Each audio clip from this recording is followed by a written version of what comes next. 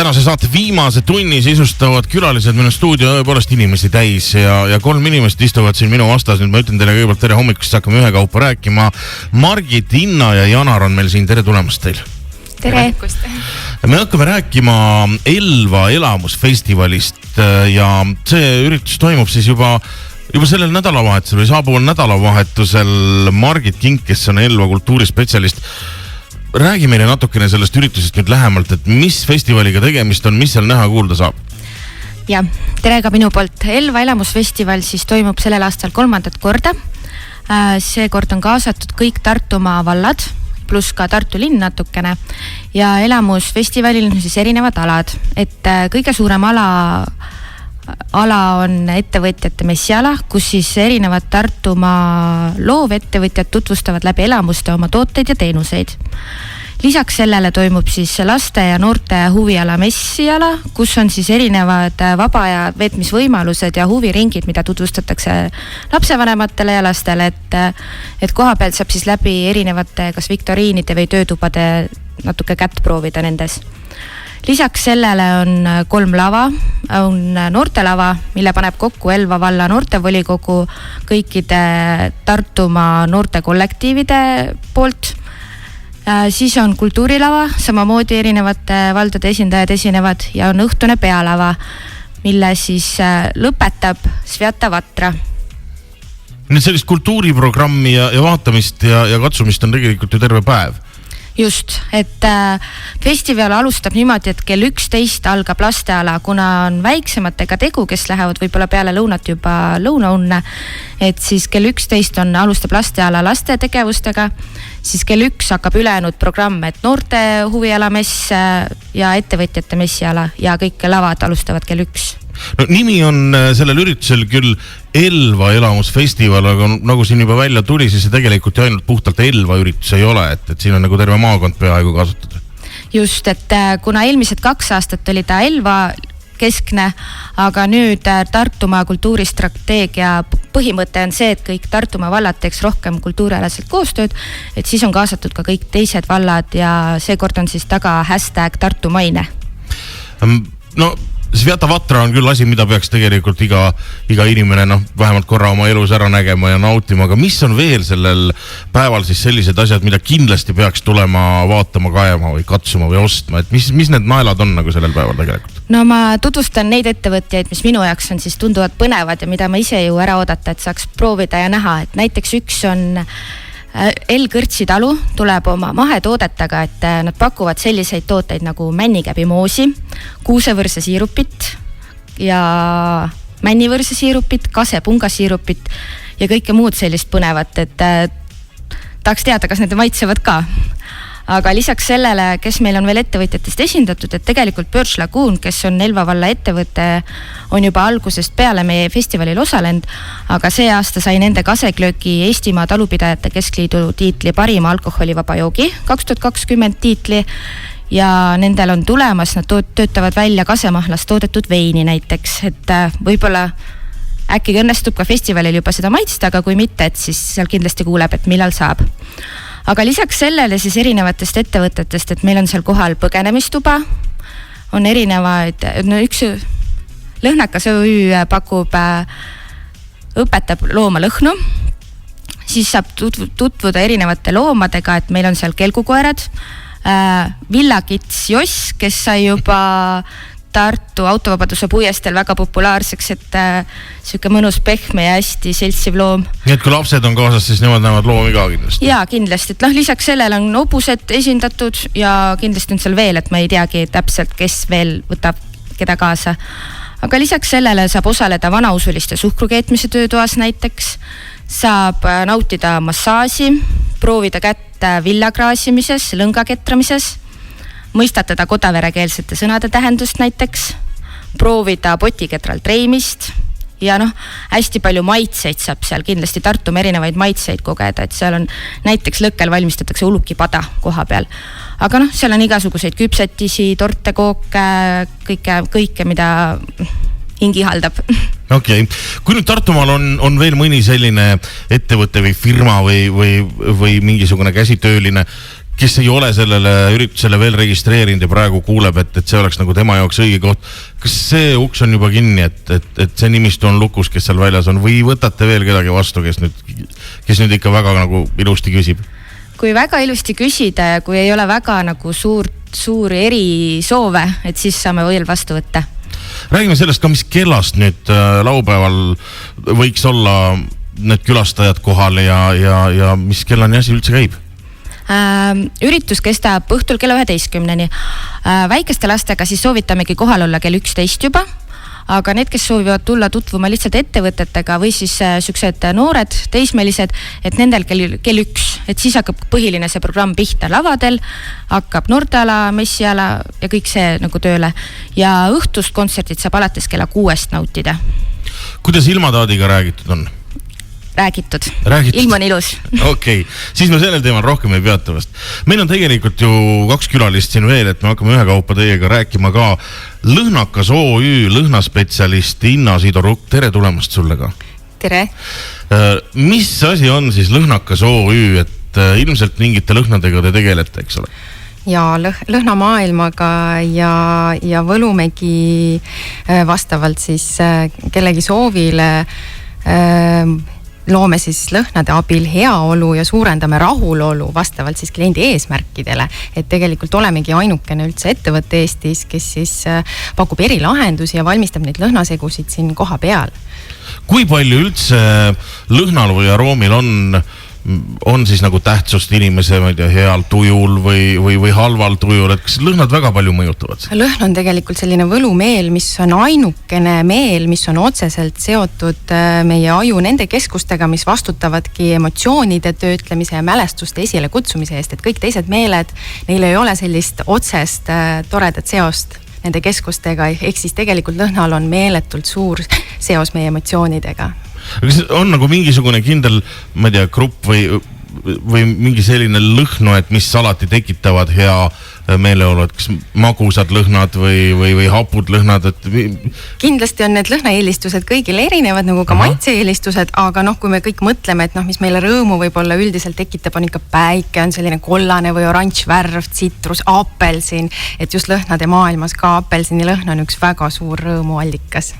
Kuidas te neid lõhnasid toodate, et millest te nüüd kokku üldse panete, et mis need toorained üldse seal sees võiks olla? Need lõhnad on siis kõik looduslikud lõhnad, mis on siis valmistatud siis tooraineteks on siis erinevad kas taimed või siis puuviljad või siis puit, ehk siis tegelikult me koha peal neid konkreetseid lõhnu ise ei tooda. Et meil on selleks olemas koostööpartner, kes siis neid toodab ja me siis toome neid juba maale ja valmistame näiteks nendest koos juba erinevaid põnevaid lõhnasegusid. Aga kuidas inimesed neid lõhnu tarbima peaks, et kas mismoodi nad üldse tulevad, et väikse sellise poti sees ja siis tuleb aeg-ajalt seda endale nina alla lihtsalt?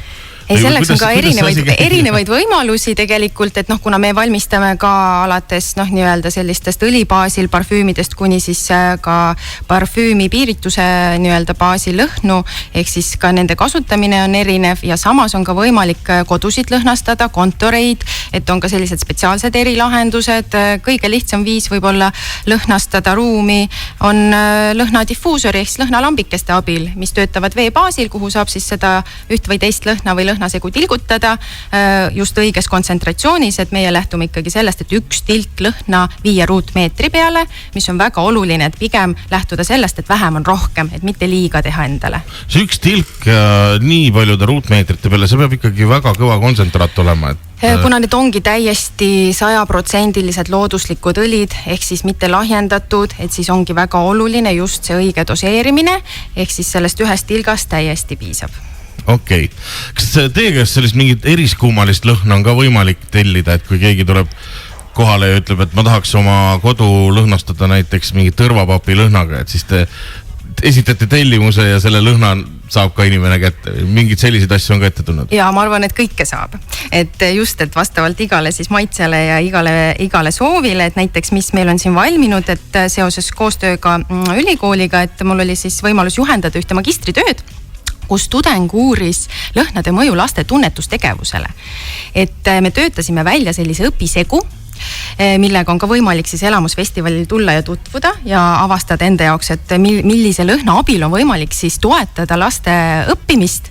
Et näiteks seal uuringus selgus, et selle lõhna abil oli siis märgatav nii-öelda võimalus toetada laste tähelepanu, keskendumist, mälu ja see siis tugines ühele väga pikaajalise pilootprojektile, mida läbi viidi siis Saksamaal, nii et tegelikult väga suur teadustaust on sellel taga ja väga põnev kindlasti ka. Ja mis siis lõpuks välja tuli, et lapse õppimist on võimalik turgutada siin, ma ei tea, märja kasevitsa lõhnaga või midagi? No see jäägu nüüd üllatuseks, et siis tulgu siis kõik soovijad tutvuma selle konkreetse lõhnaga juba Elva elamusfestivalile. Ja, sul oli tegelikult üks lõhn siin mulle nuusutamiseks kaasas ka, et sa tahtsid mingisuguse eksperimendiga minu peal läbi viia. Ja. Nüüd on siis see aeg.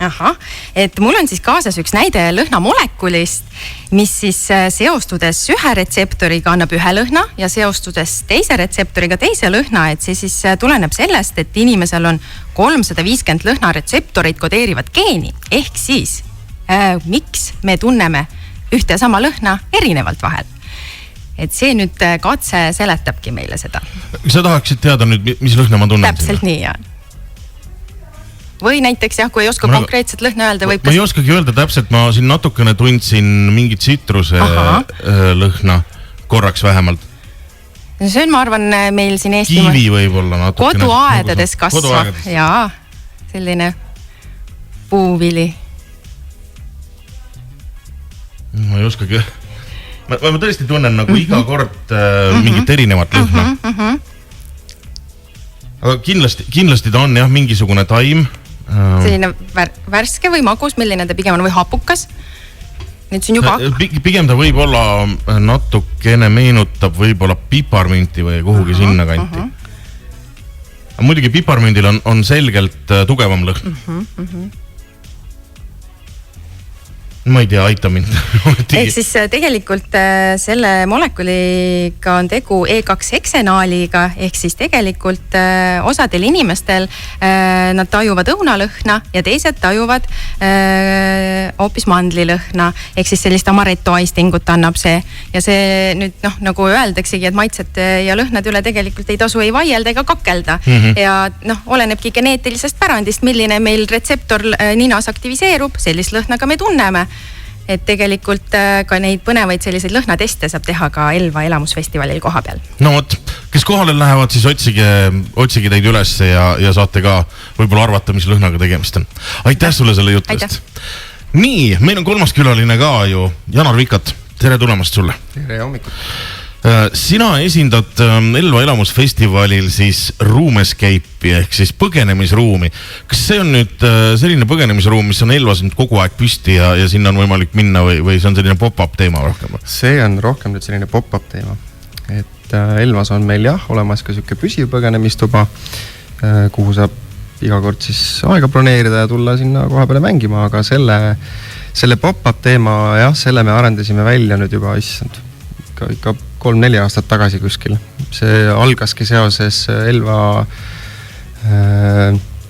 Elva kohvikute päevaga ja siiamaani me oleme seda edasi arendanud ja tahamegi lõpuks selle pop-upi teemaga nii-öelda jõuda nii kaugele, et me saame käia erinevatel üritustel, kas siis igasugused firmaüritused, aastapäevad, mis iganes, kuhu iganes meid kutsutakse, kuhu iganes me saame oma telgid ja asjad püsti panna. Minul on jäänud ikkagi mulje, et nende põgenemistubade eestvedajad peavad olema ikkagi sellised väga nutikad ja lahtise peaga inimesed, sellepärast et põgenemistuba on ju selline koht, kus sa käid üks kord, sest pärast seda sa ju tead, mismoodi sealt juba välja saab. Et see ei ole nagu selline, kuidas sa lähed loomaaeda vaata iga aasta ja kõik tundub jälle uus ja huvitav. Et kui palju teie seda sisu ja teemat muutnud olete juba selle aja jooksul? Sisu ja teemat muudame üldjuhul iga 2-3 aasta vahelt. Aga ei pea tulema ainult üks kord. Saab ka käia rohkem, sest inimene on nagu ta on, ta unustab lihtsalt ära need asjad. Ta teab, et siin peab midagi tegema, aga täpsemalt mida ta seda enam ei mäleta.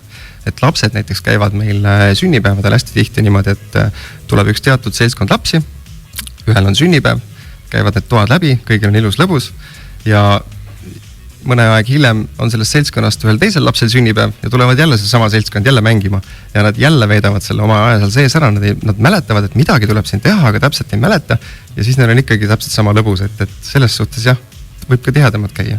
sa mainisid praegu lapsi, et kas see põgenemistuba ongi pigem siis nagu sellisele lasteealistele või on seal põnev ka nagu täisealisel ikkagi? Seal on põnev kõigile. Selles suhtes ei ole vahet, kas sa oled laps või oled täiskasvanu, et tegevust on kõigile. Lastele on pigem see, et lapsed mõtlevad veidike lihtsamalt. Täiskasvanud mõtlevad selle asja enda jaoks keeruliseks. Et seal ongi nende ülesannete lihtsus sõltubki tema raskusest. Ehk siis selles suhtes ülesannete raskus sõltub tema lihtsusest. Ehk siis mida lihtsam on ülesanne, seda raskem see tundub. Okei. Mismoodi te seal festivalil siis väljas olete, et see pop-up asi on ikkagi siis korraks ehitatud telgid või kuidas see asi seal teil välja näeb?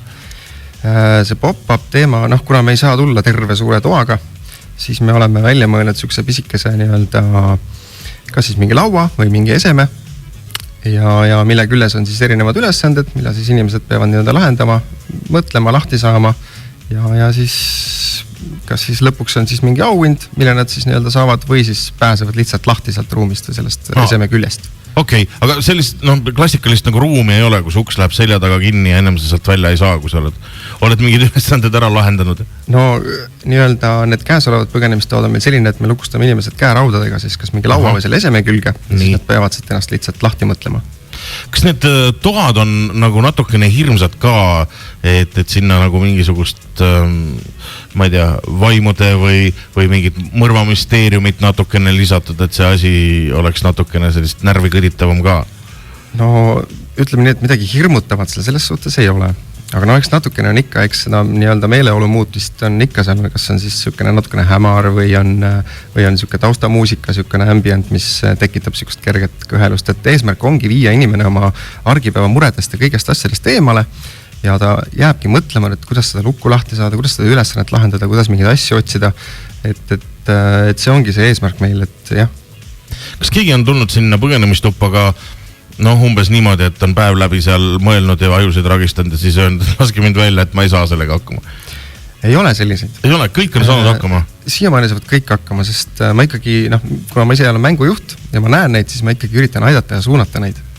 Et on küll selliseid inimesi, kes on tulnud sinna, et mis me teeme siin kohe selle kiirelt ära ja siis lähme ära ja siis istuvad seal tükk aega kinni ja siis tulevad välja, siis naeravad, et me oleme ikka nii lollid, et me ei saa ikka mitte midagi aru. Jah, hästi. Kas teie kohta on internetist võimalik ka ühte koma teist leida, et kellel nüüd huvi hakkas tekkima, siis peale seda festivaligi üles otsida teil?